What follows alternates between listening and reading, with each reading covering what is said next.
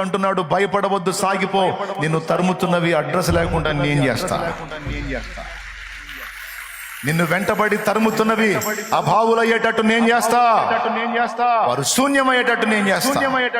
నీ పక్షాన నేను నిలిచి ఉన్నా, నేను నీ తోడుగా ఉన్నా. నువ్వు భయపడవుతావు. నా తండ్రి ఈరోజు నీతో మాట్లాడుతున్నాడు. ధైర్యం తెచ్చుకో, మళ్ళా ప్రయాణం మొదలుపెట్టావు. ఈసారి గెలుపు నీదే, ఈసారి విజయం నీదే.